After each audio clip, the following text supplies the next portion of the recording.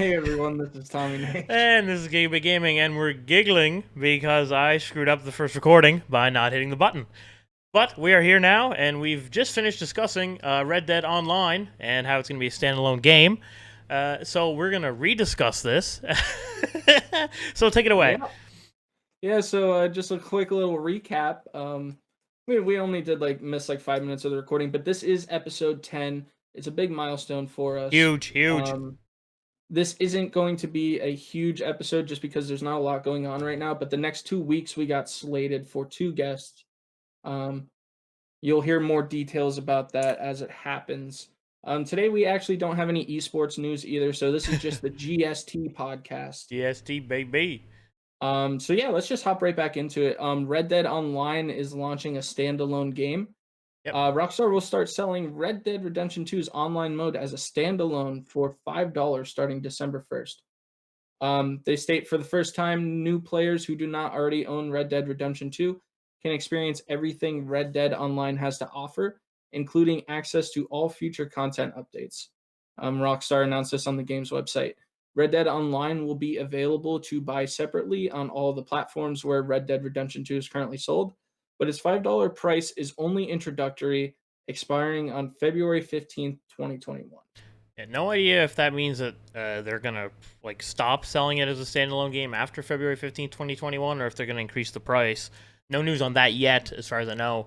But yeah, this is I do like this. $5 is a very cheap way to introduce someone to the game, and I understand Rockstar's point of view. They're like, oh, we have a lot of people that are interested in Mhm. multiplayer only games, and if your buddy has Red Dead, the full version, he might be like, hey buddy, man, it's like $5. Like, I'll send you $5 if you want to buy it and hop on with me. Like, I've done that with games before. Like, my friend's like, oh man, I don't know, and I'm like, man, if the game's like $10, I'll just buy it for you and then we'll play it together. And normally that's great. So five Yeah. dollars is so cheap. It's really cheap that most people wouldn't even second guess buying it. So I think that's where it comes in. People will buy the online, and then they're like, "Dude, this game's actually pretty good." And then they'll want to buy the full version and get the story because that is Yeah. where the big chunk of the game is. Maybe they'll actually add in I don't know if this is the case right now, but if you do things in the story, it gives you items in multiplayer to Hmm. kind of give people an incentive to get the story mode at that point. But I do own this game on the Xbox One. Um, I'm probably there's a very good chance that I buy this for the PC. I mean, especially for the $5 price point. Hey, I might even buy it on the PS5 as well for just for shits and giggles at that point. Yeah, $5 Um, is cheap. I'm probably gonna buy it, to be honest. I mean, it's like nothing. Even if you only played it for 2 or 3 hours, like five yeah, bucks for 3 hours of your time, that's a pretty good deal, honestly. absolutely. And we see all the attention that GTA 5 Online's getting, Mm. and they recently started bringing more attention over to Red Dead Redemption 2, giving it some recent major content updates, and I think they're squashing a lot of bugs and stuff. So they are giving attention to Red Dead Redemption Online, and to say the least, I guess we just have to wait and see what the community thinks about this. I, I assume that the player base is going to rise by Oh yeah, 10 times the amount yeah. that there is playing Red Dead Online right now. So will servers struggle? Probably. Uh, It's kind uh, of like mm, when Epic came out with GTA 5 for free and the servers just yeah. weren't taking to it. But this does have a price point, so there's not going to be as many people joining. Still, I mean, $5 price point, you can't beat it. We'll see what kind of updates and stuff they bring as more people start buying this. And like we said, it does expire on February 15th, 2021. So you do have time to secure that $5 price point. And when that ends, it'll probably, I mean, I could see it going up to $20 just for the online portion. But I mean, even if they double it, $10, still worth it. Yeah, 10 would be reasonable. I think 20 at that point, it's like, oh man, 20, and then you can probably catch the full game on a sale for 45 or maybe 50 or even cheaper. So at that point, Yeah. it becomes like, oh man, 20 for the online or 40 for the full thing with the online. It might as well just buy the 40. And maybe that's what Rockstar's mindset is too, right? If they're like, okay, we'll put it out for cheap, get people hooked, and then we'll increase the price later. And then, you know, it's almost like the Netflix thing, right? People like Netflix when it first came out, it was like dirt. It was like free. And everyone's like, "Oh, this is sweet. I'm like streaming vids for like $6 a month." And now it's like $20 a month, right? But you're still buying it. Yeah. So, you know, and it's the same thing with Xbox Game Pass and all these subscription services. They come out and they're really cheap. They're an amazing value. And then as they get a little older, the price goes up. And it's probably going to be the same thing with this.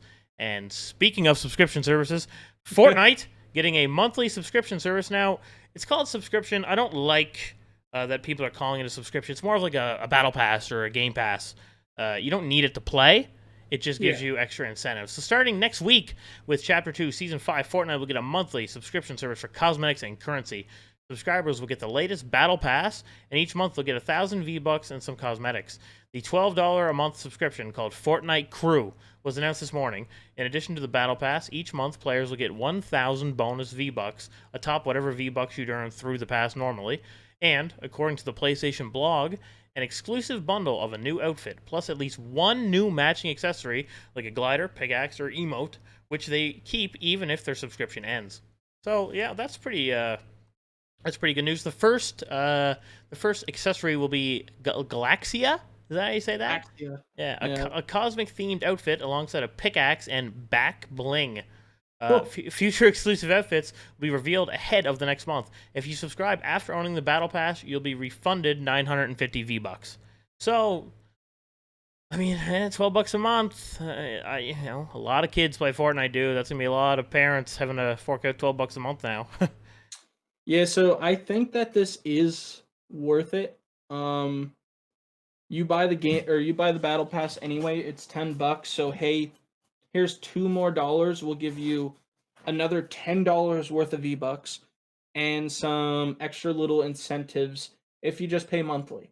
My And guess is that the Battle Pass or whatever they're calling it isn't selling as well as they'd hope. So now they're creating this competition of like, oh, we'll charge like $2 extra, but make it way better for people to buy.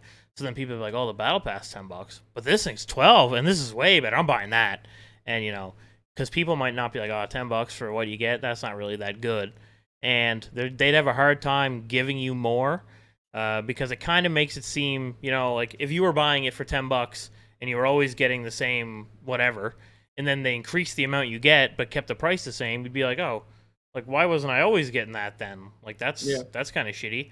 But now that they're adding a new step up, it's almost like, oh, well, that's a new thing, so it's okay that it gives you more, right?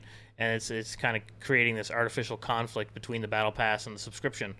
So yeah, it's smart by them for sure. And if you think it's a good value, I don't really know. 1,000 V-Bucks, is that a lot? Is that like $10? Yeah, yeah. So 1,000 V-Bucks is $10. But I think one thing where they are getting you is people are paying for the battle pass once every 2 to 3 months. That's only Oh, ten okay. dollars, and now you're giving them $12 each month. So yeah, you're getting the new battle passes and stuff, but the battle passes aren't monthly. So instead of paying that $10 every 3 months, you're paying $12 per month, and at that point, Fortnite's or Epic is making more money than they were. Well, I guess 1,000 V-Bucks, so that's $10. That that's pretty good. Like if you know you're paying every month, it's $12, but you're getting $10 worth of V-Bucks. Mhm. So if you were gonna buy $10 worth of V-Bucks anyways, you could argue that you're only paying like $2 a month. Yeah. Oh, yeah. I mean, like I said, I still think that this is very much worth it. It's just that you are steadily paying every month instead of once every 2 or 3 months. So, Yeah, games with subscription services I could never get into personally. Like for example, Final Fantasy. I tried to mhm. play it, and you know I was playing with friends too, and they were experienced, but I just couldn't get over the fact that I had to pay every month to play. Like I was just like, man, this sucks. Like I really don't want to have to like worry about a subscription. And That's like World of Warcraft and RuneScape. Those are games that I bounce back and forth like from time to time, and I'll just buy a month, see how I'm doing this month when I play, and usually by the end of the month, I'm not playing it anymore. So it's just like I'll buy like a 30-day game time or something like that instead of a recurring subscription. Yeah. Um, and that's like another thing. These companies, including Fortnite, they're going to be making more money than they think because, or than we would think, because kids are getting their parents to sign them up for the subscription service, and that's $12 coming out of their account every month, Every and they month, yeah. might not even realize it. Yeah, $12 isn't a lot. Like if you're a family and you weren't like actively looking at your spending, you probably wouldn't even notice you spent $12. Yeah, So, exactly. like that's definitely that kind of thing, and like the reason why I don't like subscriptions for games is that whenever I get the subscription, I'm like, oh my god, I have to play, like I Mhm. have to get on and play, or I'm You wasting gotta this get your money. money's worth. Like if I'm not on playing right now, I'm wasting money, and it's like, yeah, I know I spent like 80 Canadian on a new game, but that's 80 Canadian one time, and that game lasts 60 or forever. It'll never go away. You know, 25 years from now, it probably won't be here still because the servers or whatever. But you know, the immediate future and even the distant future, it'll still be here. So I don't have to worry about like, oh, I got to renew my sub now if I want to keep playing. No, I just hop on and play. It's always there. Yep. And even like Final Fantasy 14, um, I have a friend who pays for it every single month, and it's the only game he plays mostly. I mean, 90% of his gaming is at least Final Fantasy 14, and he really enjoys it. The amount of things that you can do on that game is insane. So I kind of get how he enjoys playing the game. I myself also enjoy playing Final Fantasy 14. It's just the matter of fact that I can't spend as much time as I would like to playing that game. So every now and then I'll like I said, I'll get a 30-day game pass or whatever and dive in there, play it for 2 to 3 weeks, and next thing you know, I'm on to something else. Yeah. Well, enough about Fortnite and subs. We have a speedrunner beat PS5 Demon Souls in less than 20 minutes. Speedrunners have already discovered a massive bug that lets them beat the game in less than 20 minutes. The setup known as wrong warping or force quit. In short, saving your spawn point at an archstone in one area, teleporting to a different area, and force quitting by way of the PS5's pop-up menu after the area loads, but before your spawn point is saved. Jumping back into the game and dying will warp you to the same numbered archstone in the second area. This can be used to perform massive skips, like jumping straight to boss battles against the Dragon God or Old King Alliant or Allant? Whatever. As long as you have progressed to the requisite archstone in a separate area. So yeah, this is obviously a glitched speed run. This wouldn't count towards a glitchless speed run, which is the way more popular kind of speed run in the Souls series. Like kind of glitching isn't considered very skillful in the Soul series for speedrunning because the whole point of the game is how difficult it is. So if you're just kind of glitching your way through it, nothing too impressive.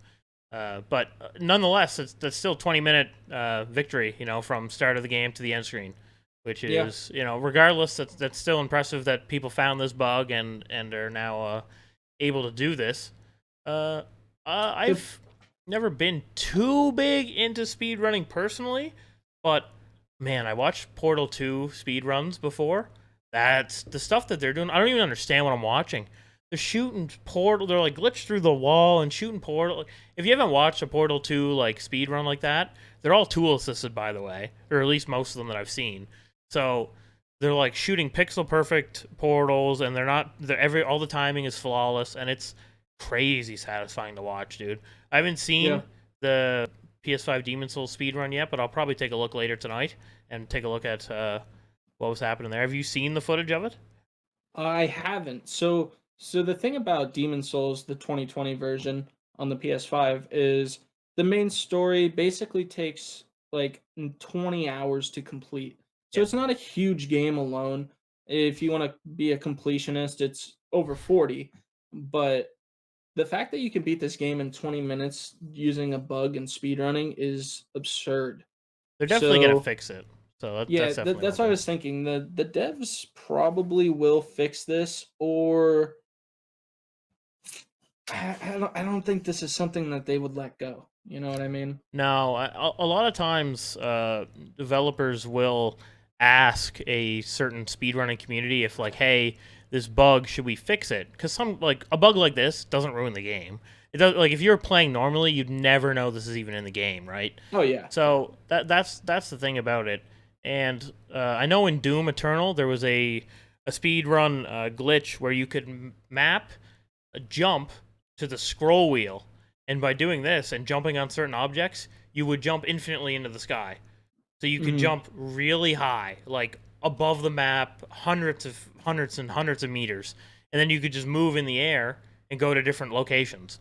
And what they did was they made it so you couldn't map jump to scroll wheel anymore. So that like people like for example the G502 has the infinite scroll wheel.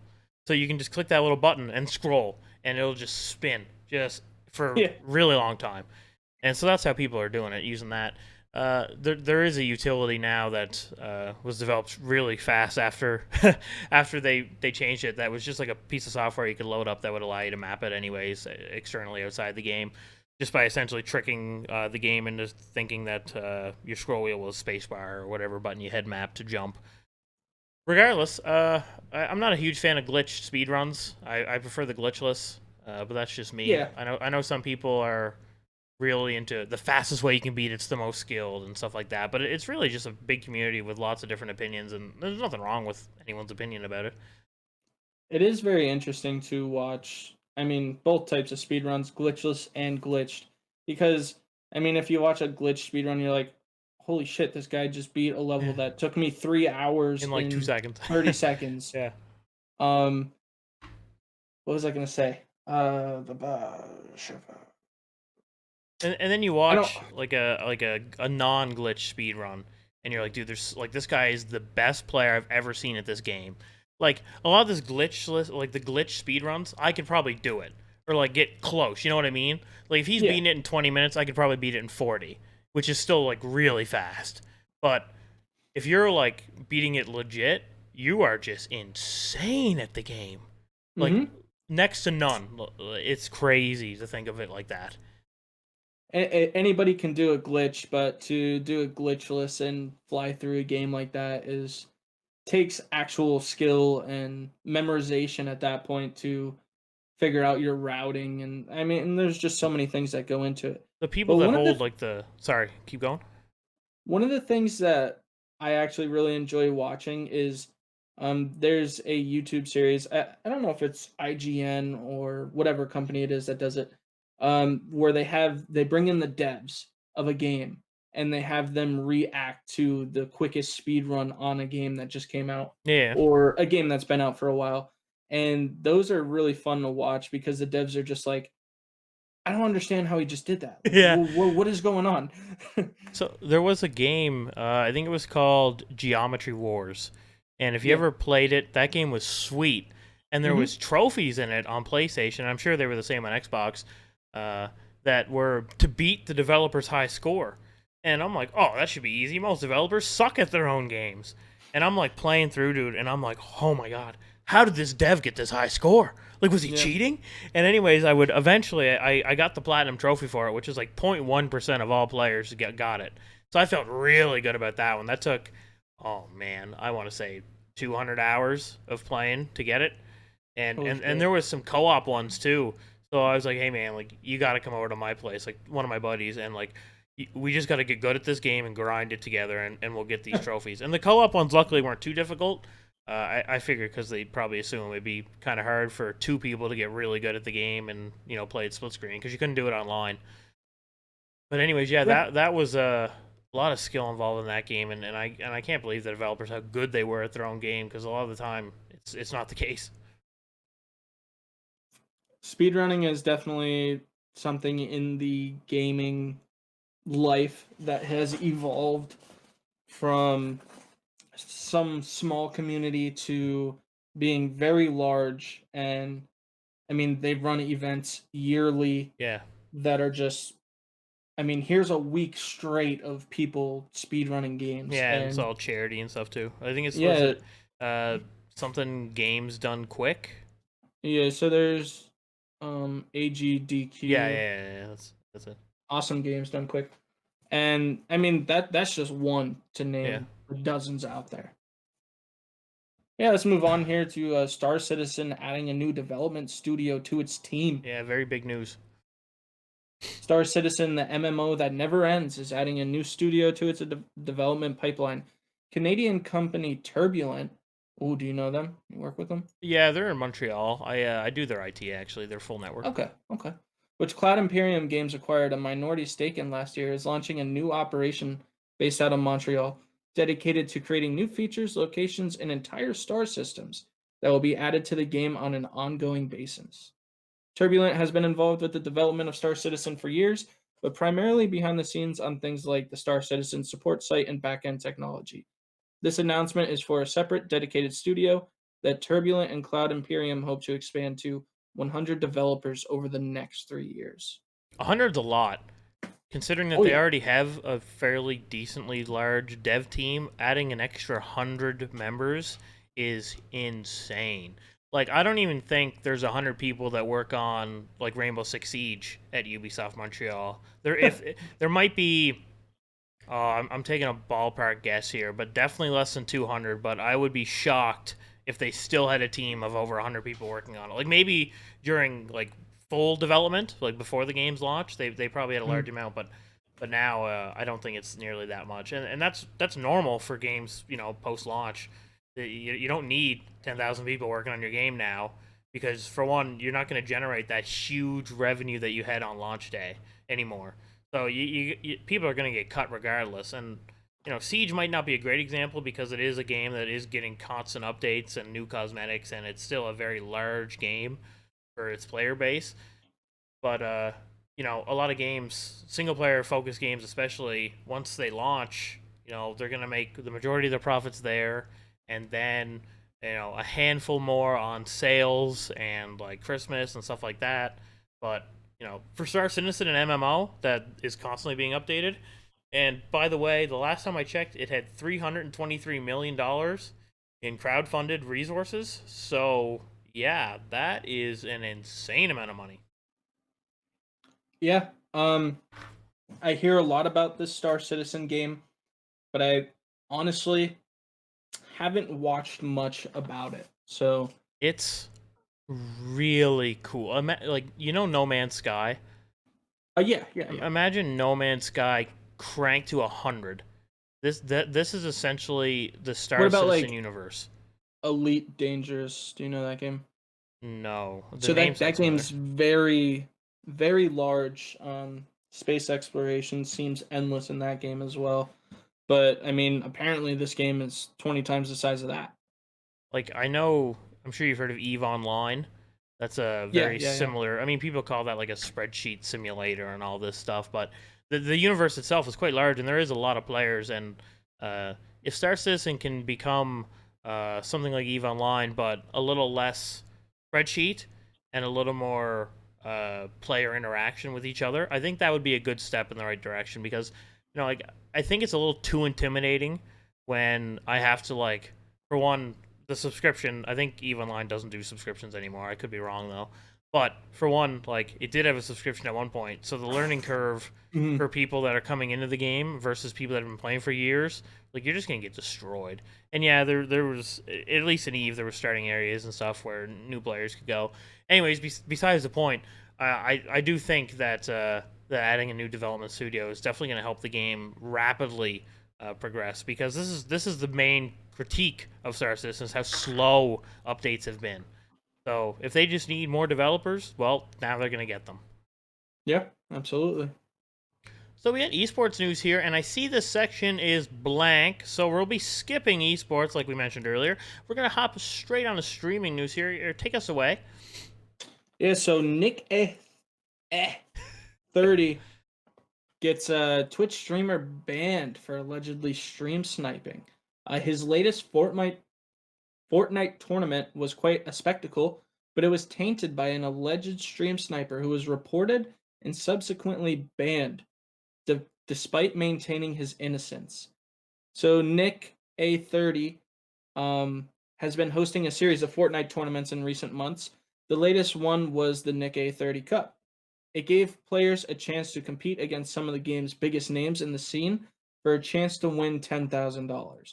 In the final match, several other players landed on Nick A30, including a Twitch streamer named Archie FN. He eliminated Nick A30 and danced on his body for the better part of 30 seconds. Nick was less than impressed and looked disappointed and deflated on stream. It was a stark contrast to his usual upbeat and positive vibe. He was convinced Archie was stream sniping and hopped into the replayed mode to report him and a few others. If So he's basic dancing on his body, he definitely knows who he killed. So if you're Oh not, yeah. if you're like you're dropping on top of him for one, and then you're hunting him down to kill him, and then you're dancing on the corpse. If you like, no, you know who that is. So you're 100% stream sniping, and if you're not, well, there's just no way. Like, why would you dance in the corpse unless you know who it is? You wouldn't Mhm. just do that to a random. Like, come on now, use your head. I mean, stream sniping has been relevant in Fortnite since Day one. who knows when. But this Archie FN was banned from Twitch for 24 hours.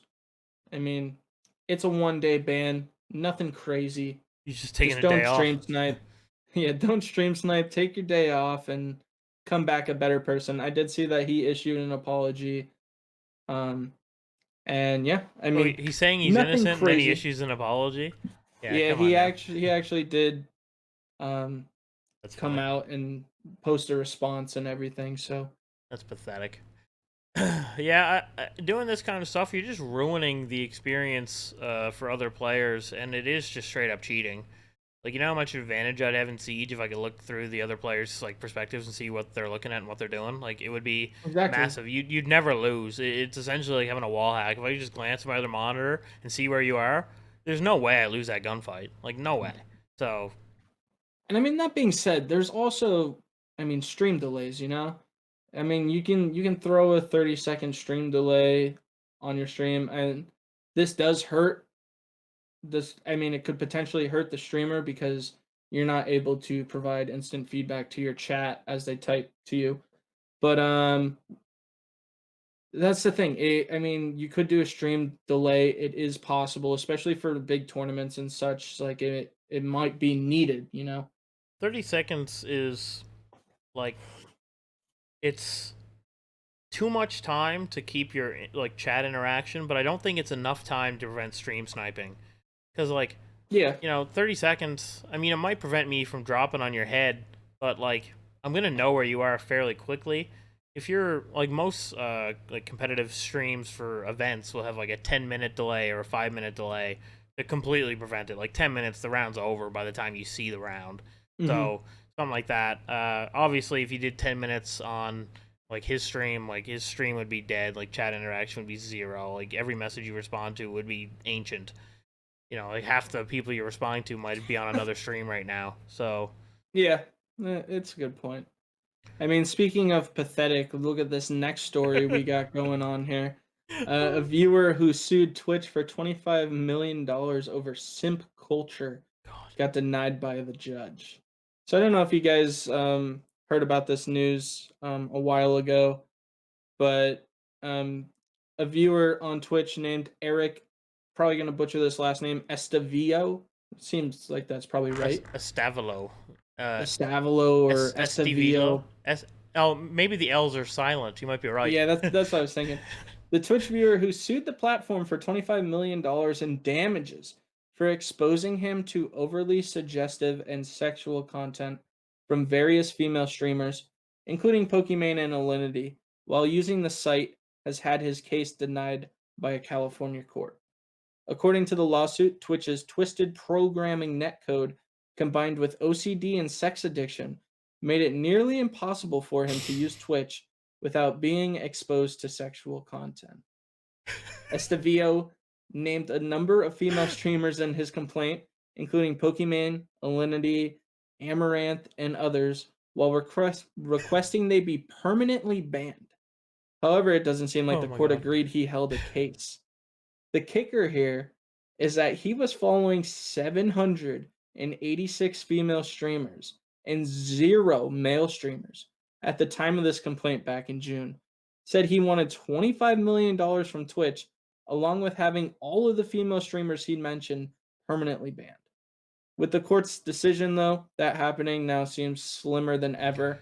I did see that he wants to take it even a step further and take it somewhere else, but I mean, at this point, this guy's just It's not going to go anywhere, and there's the main reason. Well, okay, there's a handful of really large reasons. For one, he's in front of a California court, so for one, California, Silicon Valley would never do anything to punish Twitch streamers. Like that's just a fact. Two, you don't have a case. You're arguing against Twitch's own platform, which they make the rules. You're not going to win because they already have rules against sexually suggestive content. So, mm, while some streamers may get away with it now and then, they have punished and do continue to punish some streamers. Not all, unfortunately. They are. I mean, everyone knows Twitch does have a bit of a bias. You can't blame twisted programming netcode because the netcode doesn't control how sexually suggestive a streamer is. So that doesn't make any sense.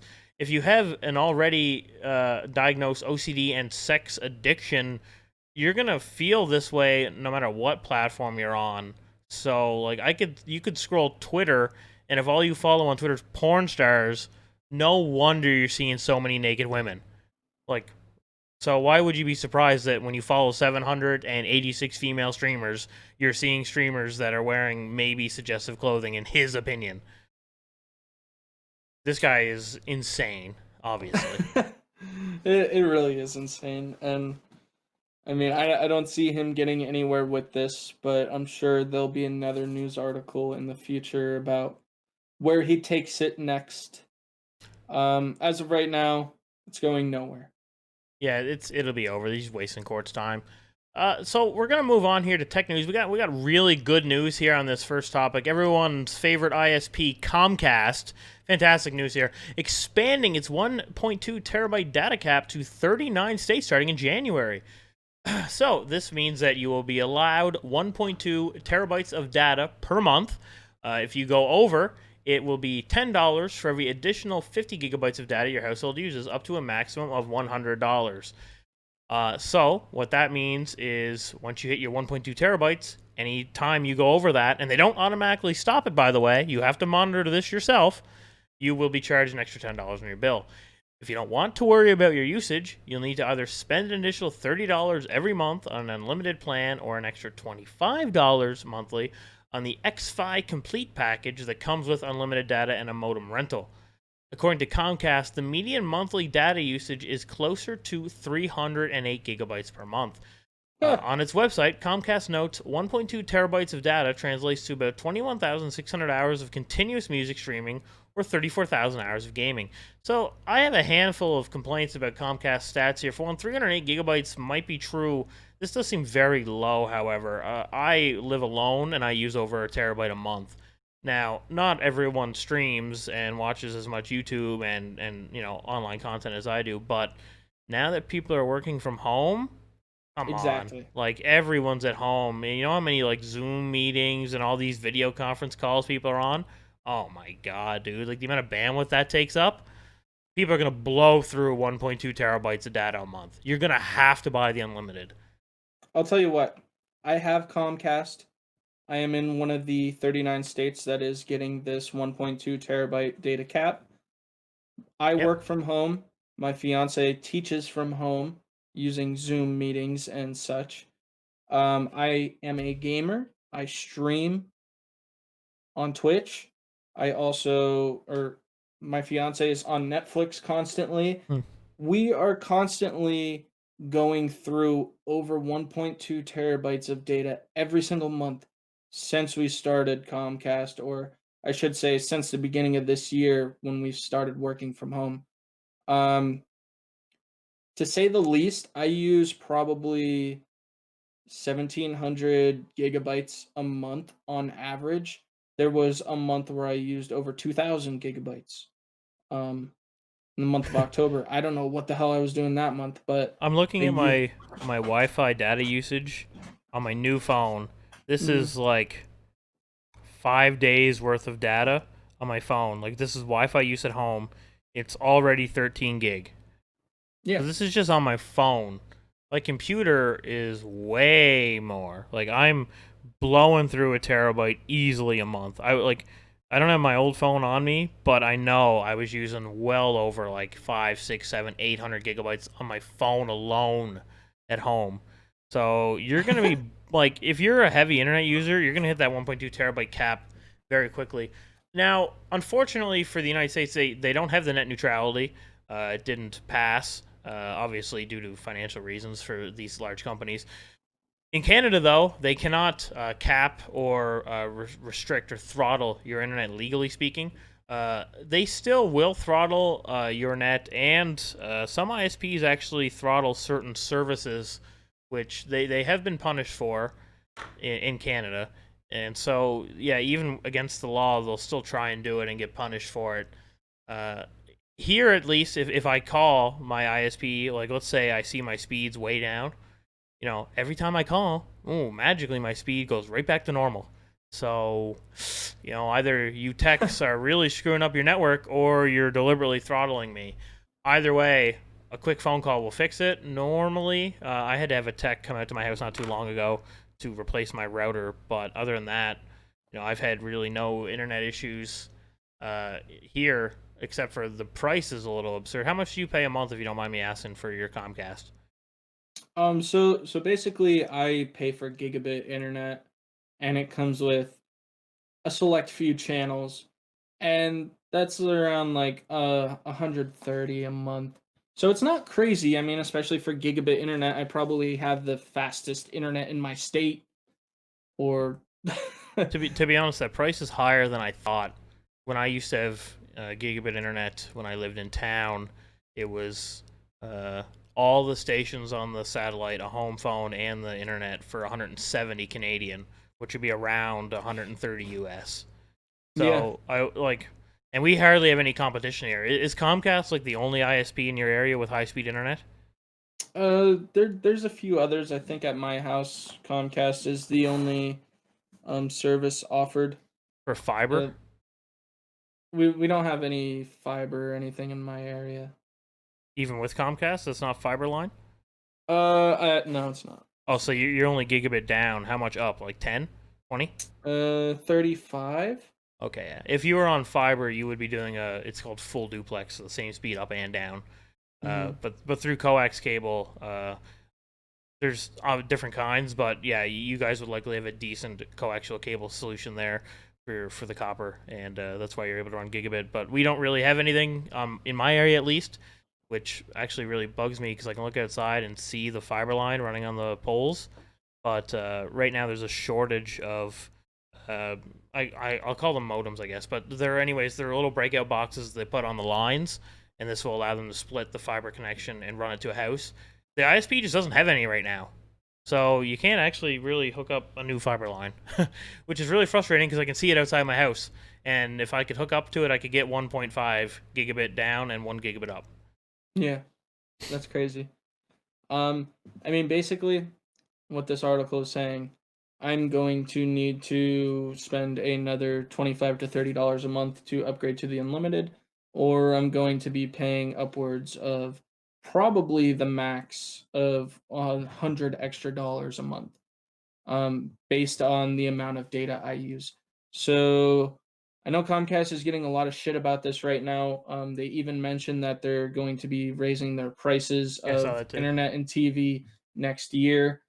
um, Comcast is all about the money at this point, and they know we're all working from home and stuff, and we need their service. So they're just like, "Oh, let's hike it up, get some more money out of people."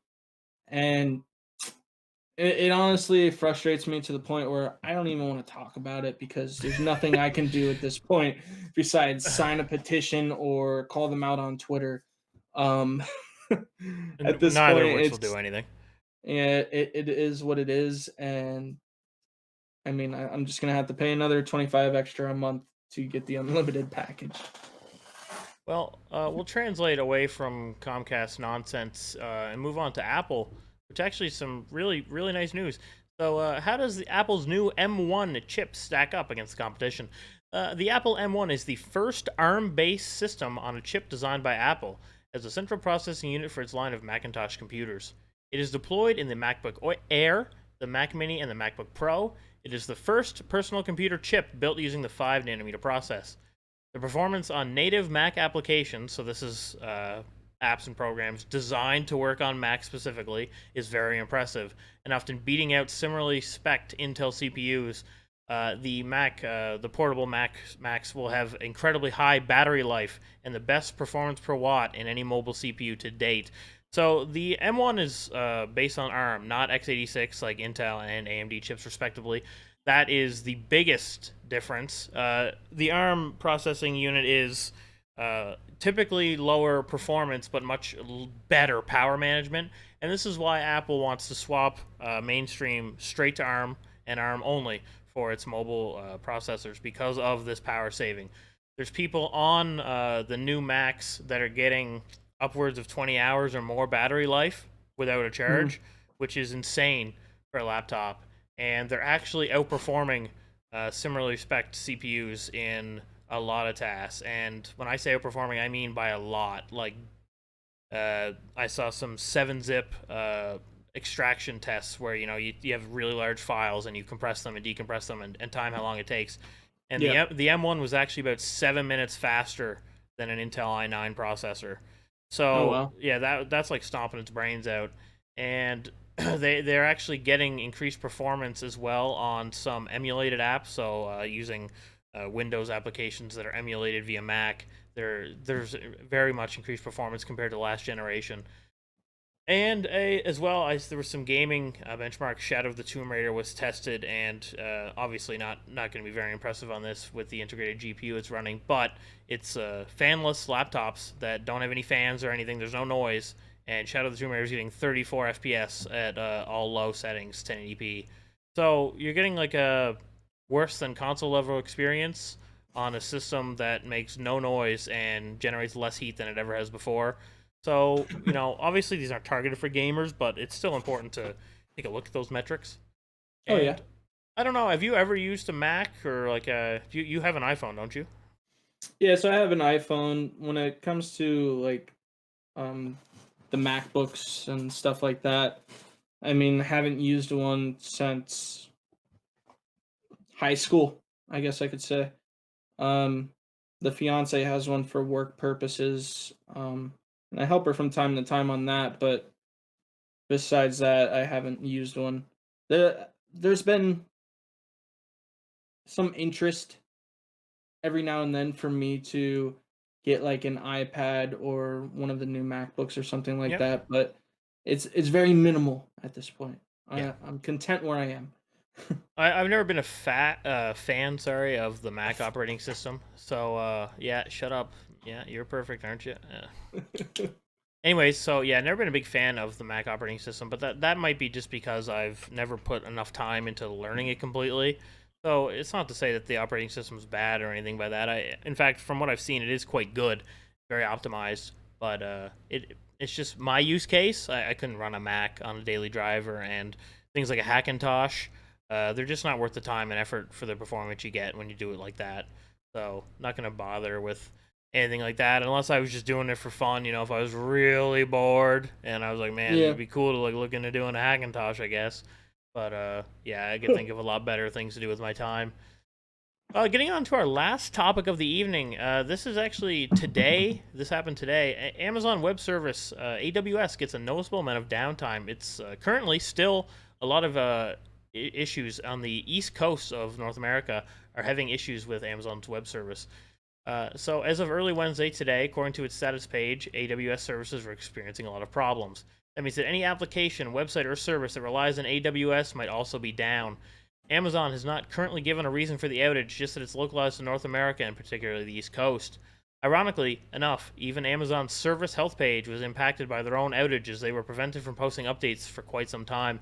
So that adds even more stress to the situation. If you're a developer that has a program that runs using AWS, now you can't even check the status page and see updates. Yeah, you're going to be having a bad time. There's thousands and thousands upon websites and services that run on AWS, like potentially hundreds of thousands. So if their servers have issues, there is a lot of websites that are going to go down. And it's unfortunate that when AWS has issues, or PS like Cloudflare or Google DNS or any of these like big DNS or web service providers have issues, a lot of websites will go down because they're using it. They rely on it for their backbone infrastructure, and they get a lot of pressure from customers like, hey man, why is your website not working right now, like what's going on?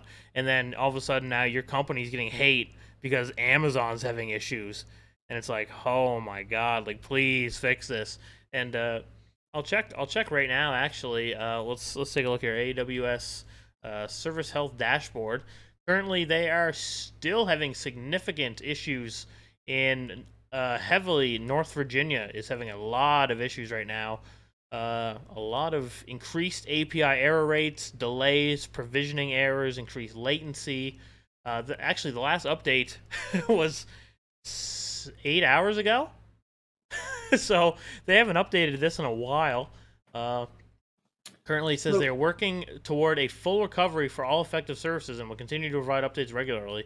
So, uh, I guess they forgot to update it, or maybe it's not working again. But yeah, currently impacted services. Wow, this is a lot. ACM. I don't think it's worth reading these all. I don't even know what half of them are. Like IoT services, I know. I wonder if my Alexa's working. Alexa, are you there? She said yes, so she's working. She's okay. there you go. There you go. Yeah, there we go. I'm So okay. I'm in the money. one of the things that I kind of learned about in college was these web services like Amazon, the commitment that they give to people, such as their uptime percentages of sorry, I gotta clear my throat, of which they commit to the people who use their services. So for Amazon, it's 99.99% of uptime percentage. Yep. And if it ever drops underneath 99.99%, then you get service credits based on the amount of downtime. If you get less than 99.99%, but equal to or greater than 99.0%, you get a service credit percentage of 10%. And That's a then lot. if it drops from 99 to 95%, you get 30% credit, and less than 95% is 100% credit. To So be to be fair, 95%. Like if you're losing 5% of your website a year, that's a lot. That's days of downtime. yeah, Days. absolutely. Amazon would never be down that long, but worst case scenario, let's say a large, massively scaled attack, they might be down max. I would see a week, and even then, like, but I mean, dude, look out. Like, I don't remember what year it was, but the Sony attack, throughout the summer, dude, they were down Hmm. for a month and a half. Yeah, Like, I that's remember that. insane. Like 45 days of downtime, man. Like during Yeah. peak summer times when like children are at home wanting to play online. Like that is an insane amount of time. And yeah, it's good that they have these benefits for like a form of compensation at the very least. Because well, and you were saying 99.99%.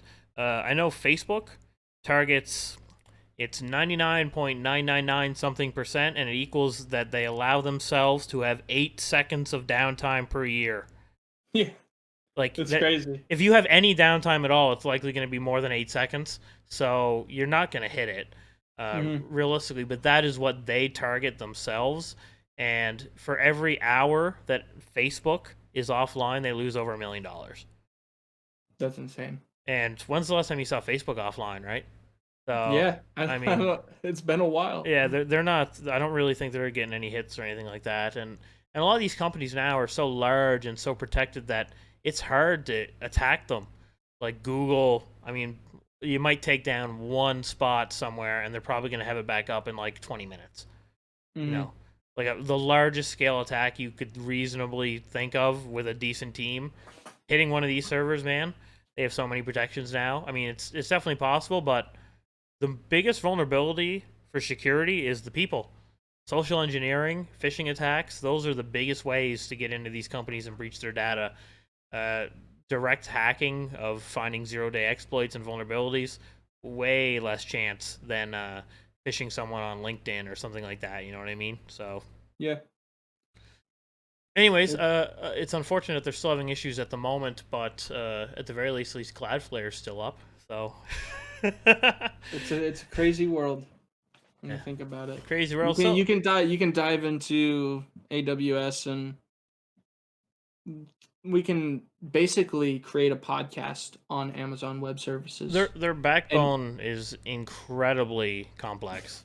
yeah, absolutely. Unless you're like a head network engineer for Amazon, you wouldn't even come close to understanding just how complex it is. Hmm. And on that note, we're going to end episode 10, a great episode. Make sure to follow us on Twitter.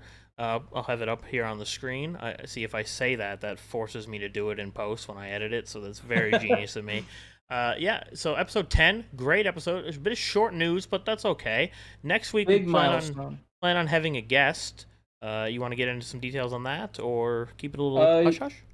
yeah. So next week our guest should be the owner of the Chop Boys, a gaming organization and community that I'm actually a part of. I am a content creator for them. I stream on Twitch, TCB Um, so we are going to try and get the owner of the Chop Boys on here, and then the week after, we'll leave that for more details next week during our next episode.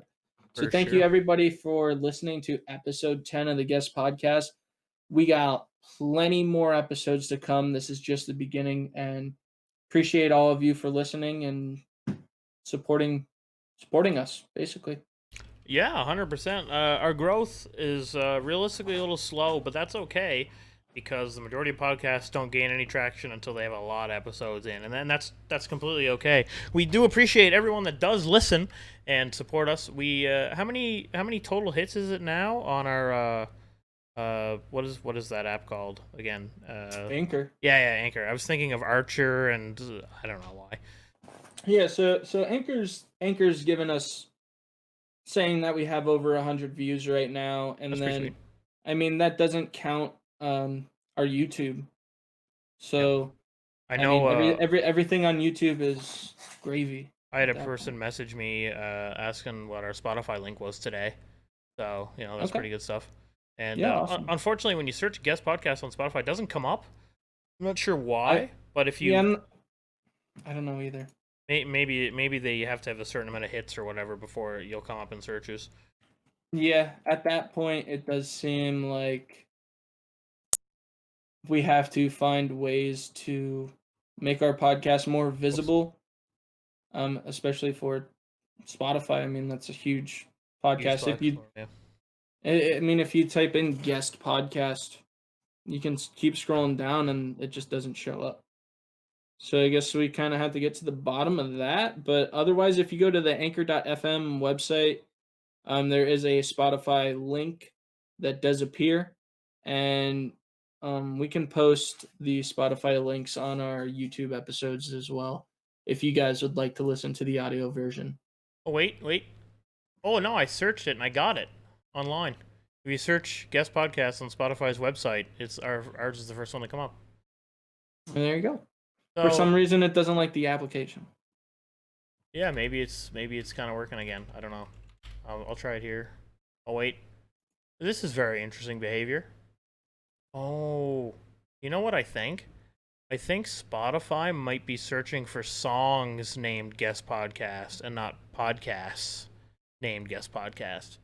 Yeah, but if you go in the search bar and you type like G.E.S.T space podcast, and then go to podcasts and shows, it shows podcasts and shows for guest podcast, and we don't even pop up in there for some reason. I do see that. So I mean, it is something that we need to figure out at this point. That's so weird. I see exactly what you're talking about. I'll show you off stream what I just saw here, but that's very weird. Hmm. Anyways, yeah, we're gonna end it there, guys. That was a great episode. Episode 10, big milestone, like we were saying, and we're on that road to 20, and then before you know, we'll be at 100. Absolutely.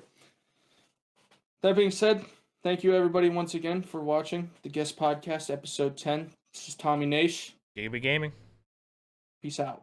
signing off.